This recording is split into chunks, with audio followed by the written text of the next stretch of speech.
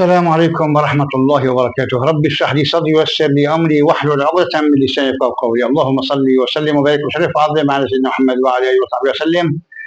بسم الله الرحمن الرحيم. إخوتي أخواتي أعزائي المشاهدين والمتابعين، أقوى ذكر رأيت كما حصل معي تاج الذكر. سبحان الله، تاج الذكر هو لا إله إلا الله وحده لا شريك له، الملك وله الحمد وهو على كل شيء قدير. والذي قادني إلى تاج الذكر بإذن الله سورة البقرة والاستغفار والصلاة على النبي محمد صلى الله عليه وسلم. وحينما تقول تاج الذكر لا تدع الشيطان يلعب في عقولكم ويقول مثلا صلي على النبي أو استغفر أو سورة بقرة أو كيف تركت الاستغفار. أنا الحمد لله رب العالمين لم أترك شيء، ولكن لا تدعوا الشيطان يلعب عليكم أو يلعب في عقولكم على إلى أن تتركوا تاج الذكر. تاج الذكر من خلال تجربتي بإذن الله سبحانه وتعالى لقيت أنه أقوى ذكر في الأذكار التي أقولها. طبعا كله جيد، الاستغفار، الصلاة على النبي، الحوقلة، كله كويس، ولكن على جسمي التأثير الأكبر هو أخوتي أخواتي تاج الذكر. تاج الذكر هو لا إله إلا الله وحده لا شريك له، له الملك وله الحمد وهو على كل شيء قدير. وكما قال سيدنا محمد صلى الله عليه وسلم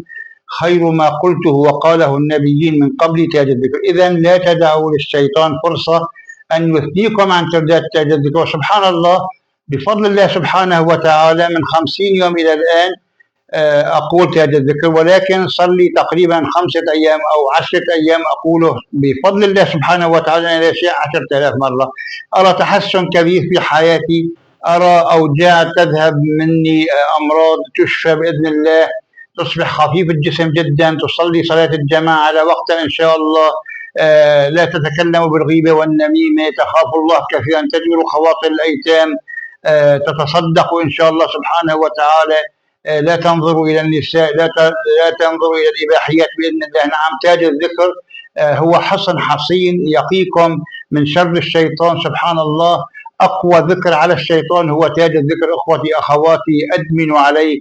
سبحان الله، تغير كبير في حياتي أراه من خلال ترديد تاج الذكر، وخصوصا في الأيام 5 أو 10 الأخيرة أكثر من 10,000 مرة بفضل الله وكرمه. أنا لا شيء أقول لكم، وسبحان الله أن تحاولوا أن تقولوا له 1000 مرة 2000 مرة وستروا إن شاء الله كثير من الأشياء تغيرت في أجسامكم، مثل نبض في الأجدر، في الأصابع، تغير النبض في الجسم، مثلا ممكن وجع بطن والله يعزكم بتطلعوا أشياء من جسمكم غريبة عجيبة، كل سحر، كل مس، كل عين معجبة بإذن الله تذهب عنكم بإذن الله بفضل الله سبحانه وتعالى. ثم تاج الذكر.